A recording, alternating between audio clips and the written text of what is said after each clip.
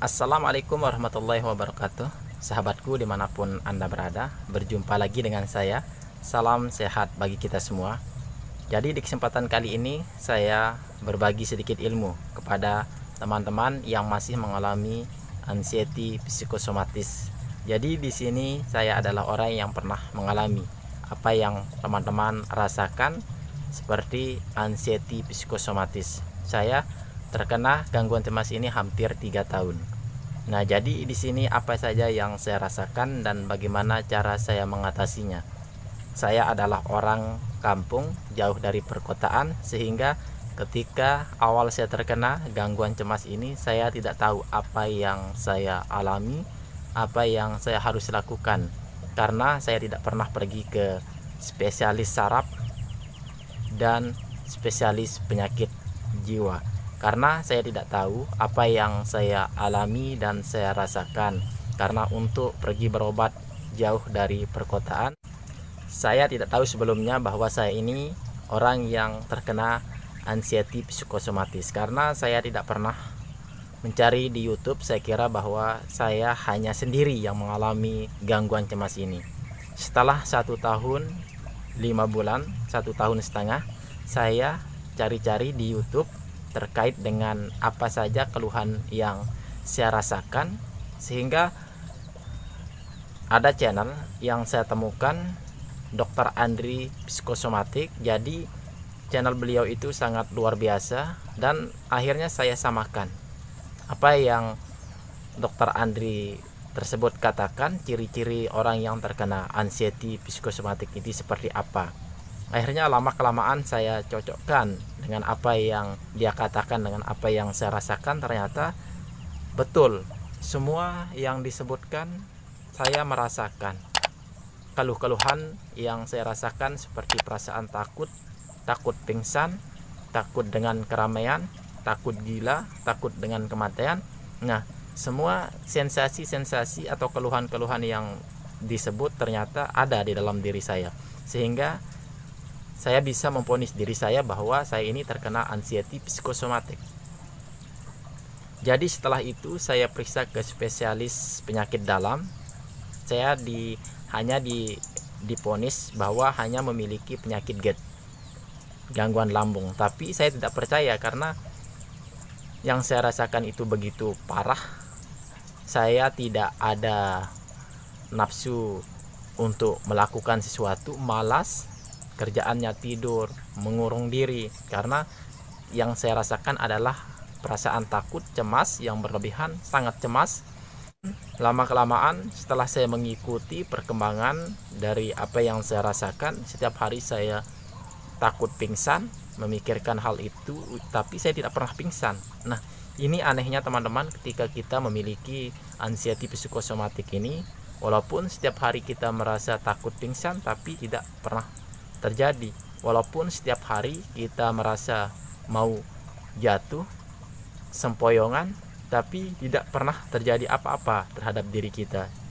Sama halnya setiap hari kita merasakan takut mati, tapi tidak terjadi apa-apa di dalam diri kita. Sehingga lama kelamaan seiringnya berjalannya waktu, saya pelajari apa saja sensasi yang saya rasakan. Saya catat semua sensasi yang saya rasakan, tapi tidak terjadi apa-apa terhadap diri saya. Semua sensasi itu pasti akan terulang.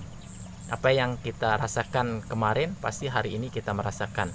Sehingga lama kelamaan ketika anxiety psikosomatik itu tidak mampu kita kendalikan, akhirnya akan menimbulkan gejala fisik seperti jantung berdebar, telinga berdenging. Nah, itu diakibatkan karena anxiety psikosomatik.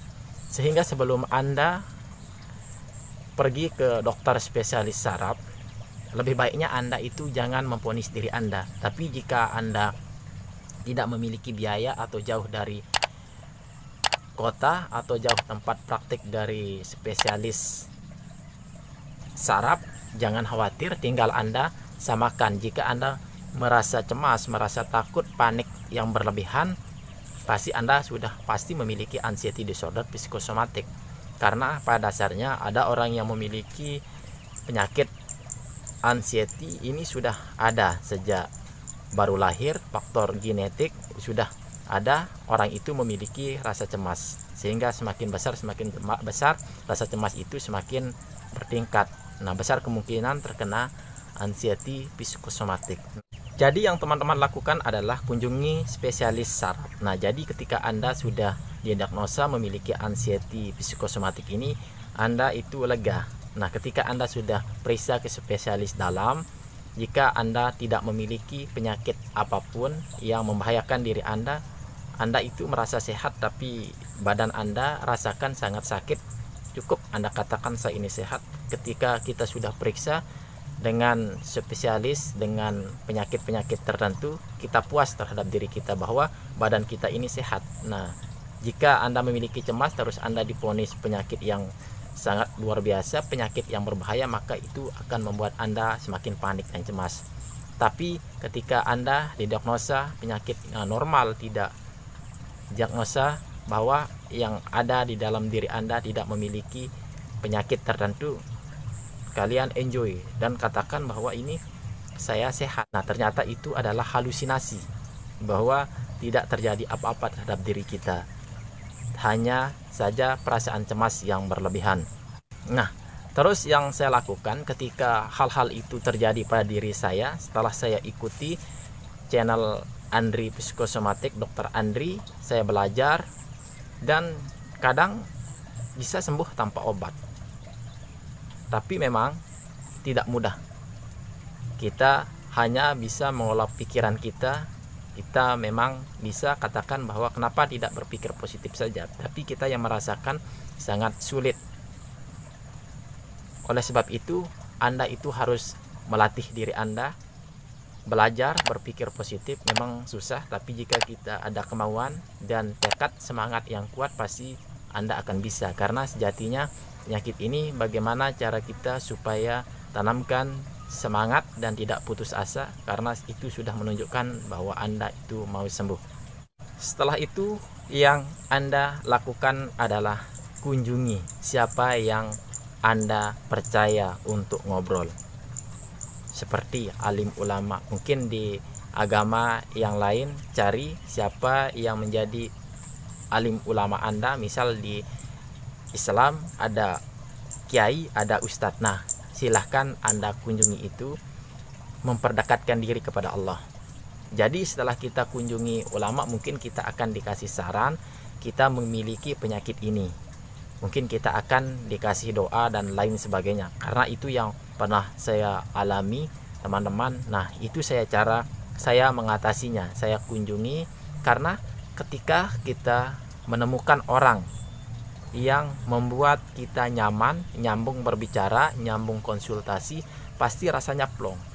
Jadi perasaan takut itu akan pergi, tapi sebentar. Nah, jadi terapi itu yang menurut saya itu sangat luar biasa. Karena yang saya rasa ketika saya merasa takut, cemas, di saat saya ngobrol sama orang yang saya percaya, perasaan itu hilang seketika, plong rasanya, tidak ada beban, tidak ada apa-apa.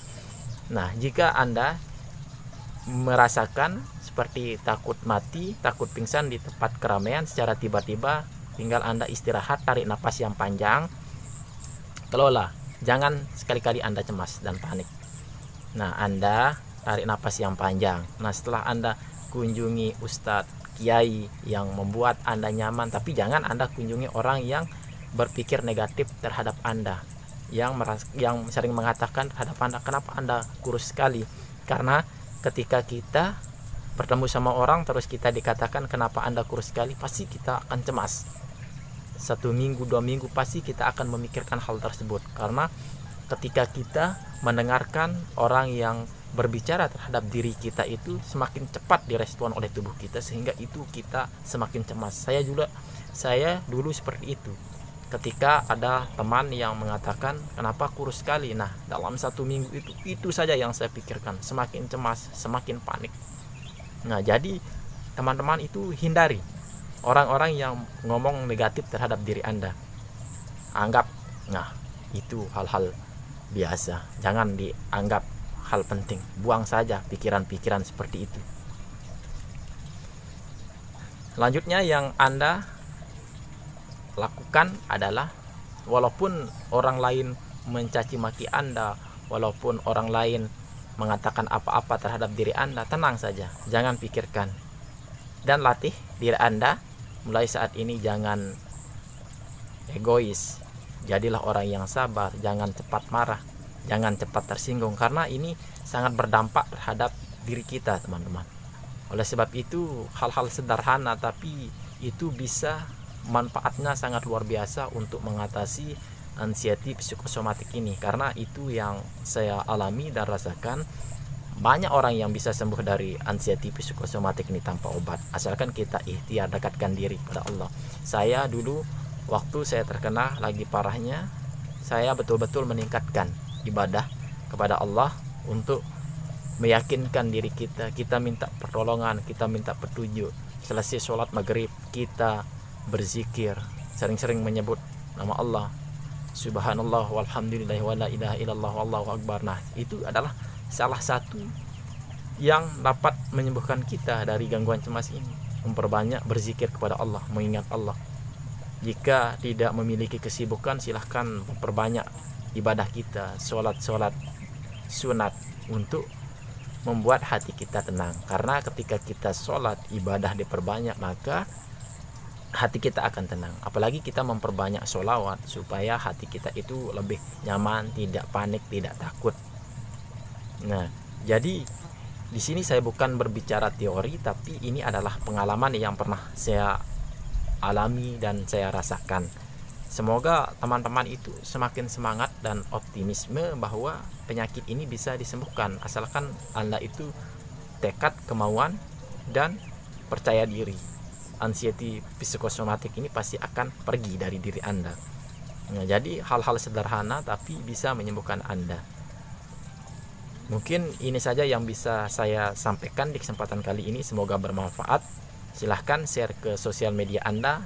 Semoga teman-teman kita yang lain dapat ilmu kita berbagi. Terima kasih. Wassalamualaikum warahmatullahi wabarakatuh.